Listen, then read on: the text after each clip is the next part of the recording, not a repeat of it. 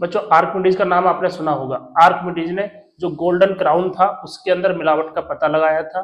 तो यहाँ पर भी बिल्कुल वैसा ही क्वेश्चन है। एक यहाँ पर ऑब्जेक्ट है जो गोल्ड और कॉपर से मिलकर बना हुआ है। इस ऑब्जेक्ट का मास जो है वो एयर के अंदर है 100 ग्राम, और इसी ऑब्जेक्ट का जो मास है वो लिक्विड के अंदर हो जाता है 92 ग्राम, मतलब थोड़ा सा हल्का हो जाता है लिक्विड के अंदर।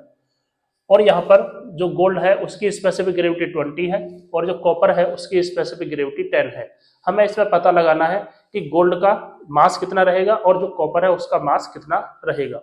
तो यहाँ पर ये देखते हैं कि जैसे ही इस ऑब्जेक्ट को लिक्विड के अंदर डालेंगे तो इसका जो वेट है या मास है वो 92 ग्राम हो जाता है।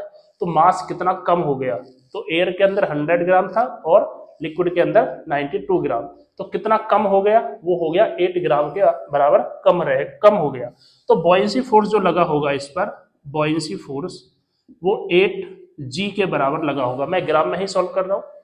8g के बराबर लगा होगा। अब बॉयंसी फोर्स इस पर भी लगा होगा, गोल्ड वाले पार्ट पर, और कॉपर वाले पार्ट पर भी लगा होगा। मैं यहाँ पर मान लेता हूँ जो गोल्ड वाला पार्ट है वो m ग्राम है, तो कॉपर वाला पार्ट जो होगा वो कितना होगा 100 minus m gram, 100 minus m gram होगा कॉपर वाला पार्ट।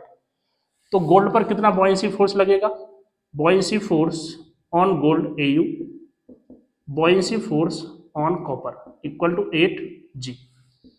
गोल्ड पर क्या लगेगा, गोल्ड का मास m है, mg अपॉन इसका स्पेसिफिक ग्रेविटी। फॉर्मूला होता है बॉयंसी फोर्स का, क्या होता है, mg अपॉन स्पेसिफिक ग्रेविटी।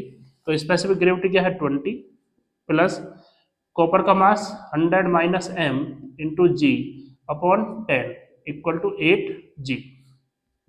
यहाँ से g सभी हट जाएंगे, 2 यहाँ से ऊपर नीचे मल्टीप्लाई करेंगे तो ये आ जाएगा यहाँ पर m plus 200 minus 2m equal to ये 20 इधर जाएगा 160।